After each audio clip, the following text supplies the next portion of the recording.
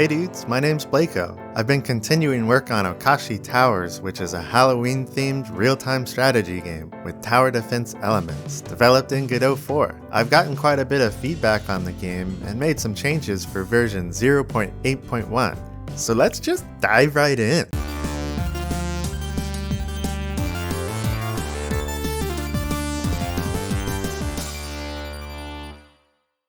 In the last devlog, I mentioned Okashi Towers was part of Steam Next Fest in October, and I said it got 400 wishlists, which is a number, but there's actually a lot more numbers associated with Steam Next Fest. To be a part of it, you have to create a demo version of your game. So for Okashi Towers, it was mostly the full game, but it didn't have the world builder, since I wanted to continue working on that before release. But yeah, let's go over some of those numbers. So Steam lets you know if someone claims your demo, which just means that they just added it to their library. It doesn't actually mean they downloaded it or played it, but at least they were interested in trying it out. During Next Fest, 6,047 people claimed the demo, which I think is a great sign that at least the game looks interesting to play. Steam also lets you know how many unique people have actually installed and loaded up the game. So of those 6,047 people, 348 of them actually installed the game and played it for at least some amount, which is pretty neat. It also lets me know about how long they played, and the average playtime was about 30 minutes. Which, I mean, it seems kinda low, but during Next Fest, people are trying out tons of demos throughout the day, since it's only a week long. But I think most people that load the game up wouldn't have friends ready to play the game. Which Okashi Towers is mostly a multiplayer game, but I think there's a lot of opportunity to make the game more fun and interactive for people who are just playing it alone. So that's definitely on my list of things. Speaking of list of things, I actually got quite a bit of feedback from the demo version and the early access release version. So I've been trying to address as much as I can. But yeah, let's go over some of that feedback and what I've done so far. A lot of people have said that the game felt slow, especially with the demo version, which is pretty fair. So as part of the first update, I increased the speed of the game by 1.5 times what it used to be, which I think it definitely feels a lot better than it was. And I mean, it's actually pretty hard to go back to the old speed, so they were definitely right in it needing that speed boost. It might need more in the future, but that would require quite a lot of optimization work and rebalancing, which I'm not opposed to do, but for now, it's probably going to stick with this speed for a while I add more things to do during a match. Also, to make it feel a little faster paced, I made a number of maps that were smaller, so it just takes less time to find other players, and I think they feel pretty good too. Another big feedback point was that units didn't have any life bars, which yeah, in hindsight, I don't know why I didn't add these sooner. So boom, life bars.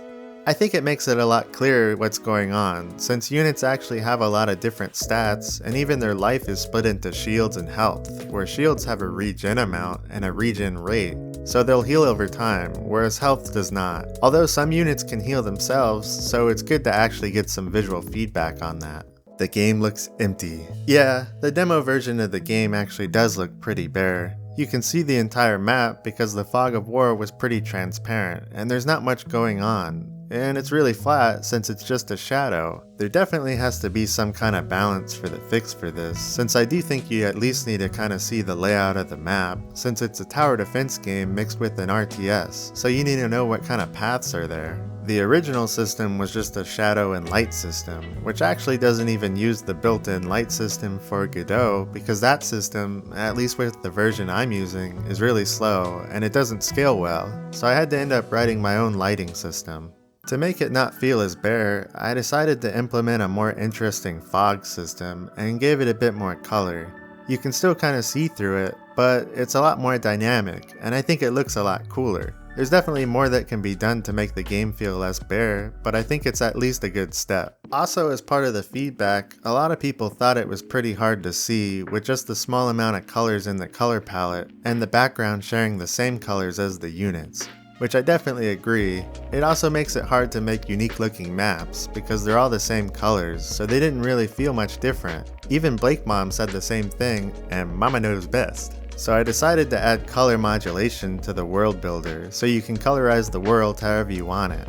There are some limitations, so for tile set layers you can only colorize the whole layer one color, but for decoration layers you can colorize individual decorations, which I think it lets you come up with some pretty cool looking things. Eventually it'll need some more tiles that are preferably grayscale, so you could colorize it to any color you want, but that'll be a future update. But yeah, I made a number of new maps with the new color tools, and it definitely makes each map feel a lot more unique, instead of the old system. Resource gathering. Yeah, I mean the original idea of this game was that I wanted it to feel like an RTS light. I didn't really want it to be super complicated to play the game, so the way to get resources was to build towers that generate more resources on an interval. But, I mean, if you look up the definition of an RTS, it has resource gathering right there. And this kinda goes along with the game feeling slow, because you don't really have much to do until either you go attack another base or they attack you, so one of the feedback comments was that it felt like a waiting simulator. So, resource gathering. I added these candy cauldrons that can be placed around the map to add a way to actively get more resources instead of just waiting for resources to be generated. You still get more resources by building towers, but it gives you something more to do and a way to get an advantage over an opponent with some strategery to try to avoid stalemates. It probably needs more balancing, but I do like this change since it's part of the world builder. It's completely optional to have these in a map or not. I have a lot more feedback to tackle and a lot more features to just add to the game, but these are the released ones in the current version 0.8.1. If you have any suggestions or you want to follow the development roadmap, you can join the Discord. I'll leave a link down below. Anyway dudes, that's all I got right now. See ya!